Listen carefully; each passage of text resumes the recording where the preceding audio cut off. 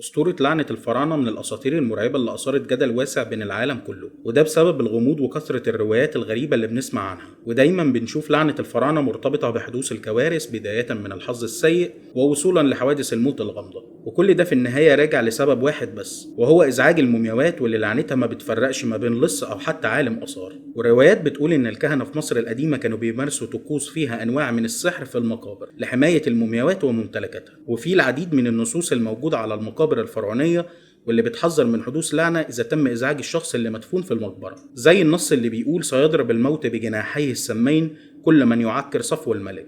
وشفنا أمثلة كتير على لعنة الفراعنة، ومنها لعنة الملك توت عنخ آمون، ومؤخرا لعنة المومياوات الملكية. فقبل ما يتم نقل 22 مومياء ملكية من المتحف المصري لمتحف الحضارة المصرية، حصلت سلسلة من الأحداث المأساوية في مصر، زي حادث تصادم قطارين في سوهاج وجنوح سفينة قناة السويس، وسلسلة انهيارات في بعض العقارات. واللي بيؤمن البعض إن الأحداث دي مش من باب الصدفة، لكنها لعنة فرعونية سببها إزعاج الملوك. وفي الحلقة دي هنتكلم عن مومياء سيدة تدعى آمون رع، أو اللي بيطلق عليها مومياء الحظ السيء، واللي ارتبط اسمها بلعنة تسببت في وفاة أكتر من 1500 شخص، لدرجة إن الباحثين في القضية قالوا إنها تسببت في قتل كل اللي اتكلم عنها أو لمس تابوتها أو حتى التقط صورة ليها. ربنا يستر علينا. ولكن قبل ما نبدأ الحلقة يا ريت تعملوا اشتراك في القناة وتفعلوا الجرس عشان نقدر نستمر في تقديم المحتوى ونقدم محتوى أقوى بإذن الله.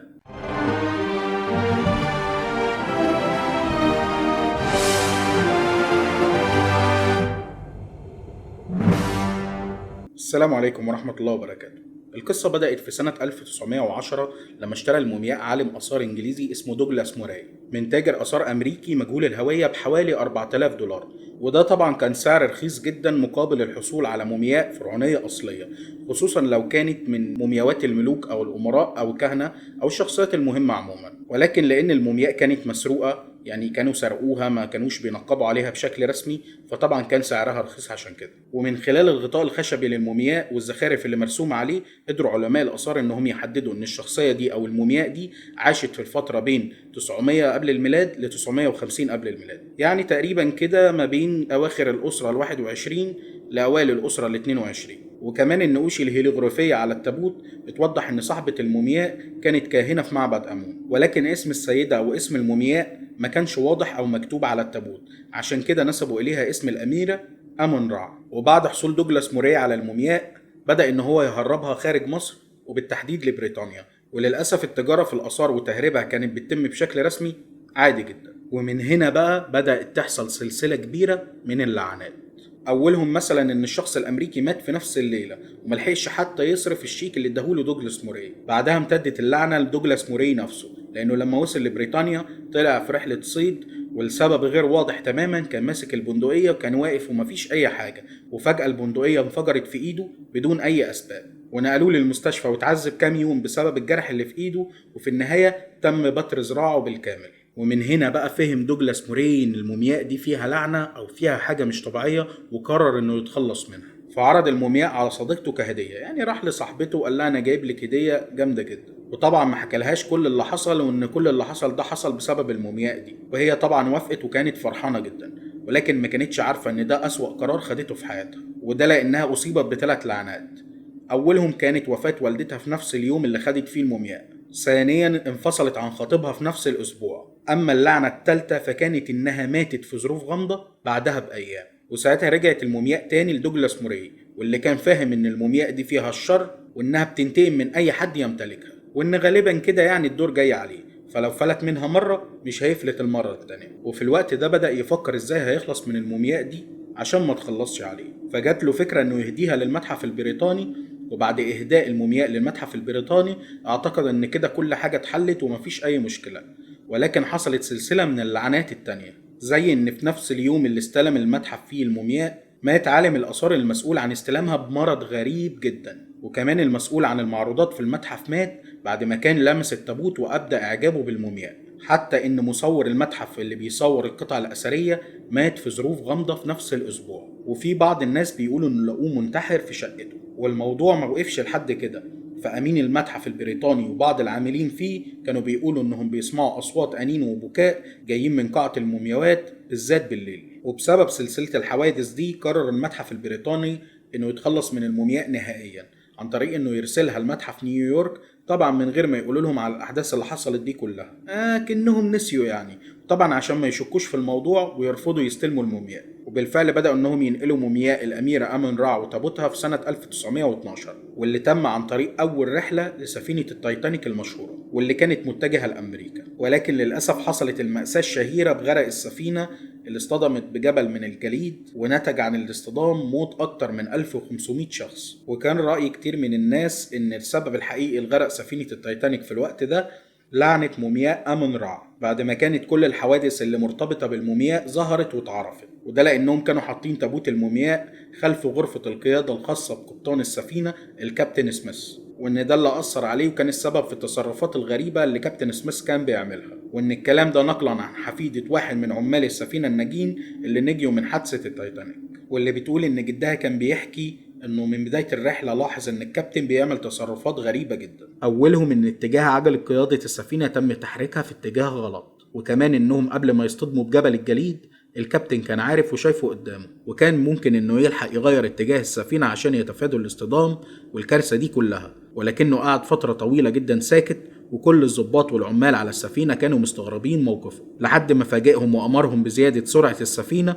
وقال لهم استمروا على نفس المسار، وطلب منهم الضغط على المحركات عشان يوصلوا لأقصى سرعة، رغم انه لو كان قلل سرعة المحركات كان ممكن الاصطدام يكون اخف بكتير والسفينة ما تغرقش، وطبعا الخسائر هتكون اقل.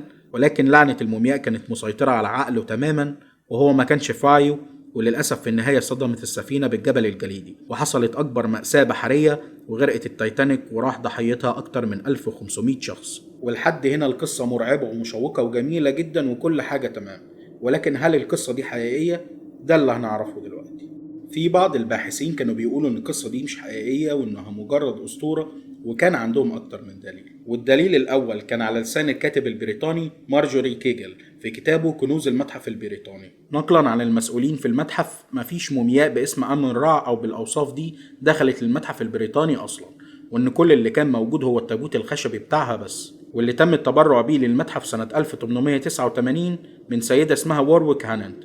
يعني مش دوجلاس موراي هو اللي اتبرع بالمومياء أو حتى اتبرع بتابوتها أصلا. والدليل التاني كان بيهدم قصة غرق سفينة التايتانيك بسبب تابوت المومياء أو المومياء نفسها، لأن المومياء أصلا ما كانتش موجودة في المتحف، والتابوت عمره ما اتحرك من المتحف أبدا. ولحد النهاردة التابوت مازال في المتحف البريطاني، وأي حد ممكن يقدر يزوره ويشوفه، ورقمه التسلسلي 22542. وبكده السبب التاني بيهدم أي قصة عن لعنة التابوت وإن هي السبب في غرق التايتانيك والكلام ده كله، إلا طبعا لو التابوت لما غرق مع التايتانيك طلع من المحيط لوحده ورجع تاني للمتحف، وده طبعا كلام ما يصدقوش أي عاقل.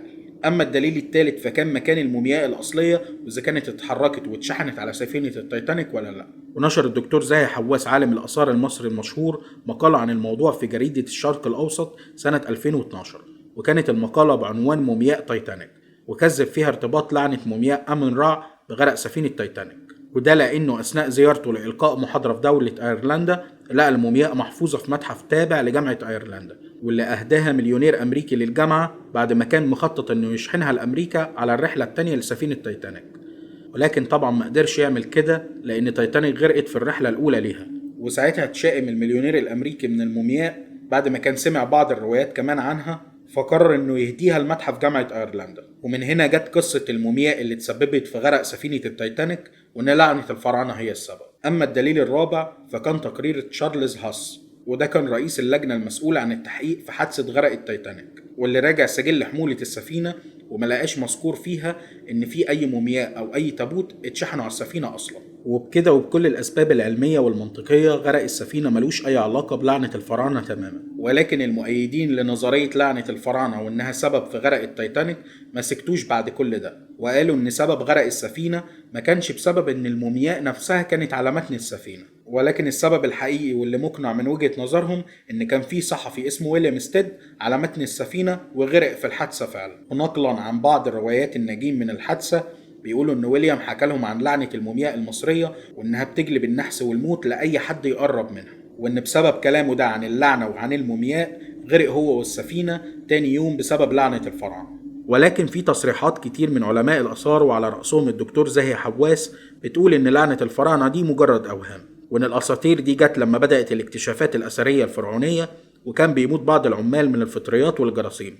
اللي كانت بتكون في المقابر الفرعونية لحظة فتحها. وطبعا كانوا بيتأثروا بالهواء الملوث في المقبرة عشان بتكون مقفولة من آلاف السنين، وإن في بعض المقابر بيكون معمول فيها أفخاخ للصوص المقابر مش أكتر، وإن الموضوع علميا وطبيا طبيعي جدا، وإنهم تجنبوا الموضوع ده بإنهم بقوا بيفتحوا المقبرة ويسيبوها حوالي ساعة عشان يخرج منها الهواء الفاسد، وبعدين بيدخلوا يكملوا شغلهم عادي جدا بدون أي خسائر أو لعنات. وأحب أعرف رأيكم أنتوا كمان في الكومنتات، وهل أنتوا مقتنعين إن في لعنة فراعنة فعلا، ولا إن الكلام ده مجرد خرافات؟ وبكده نكون وصلنا لنهاية الحلقة.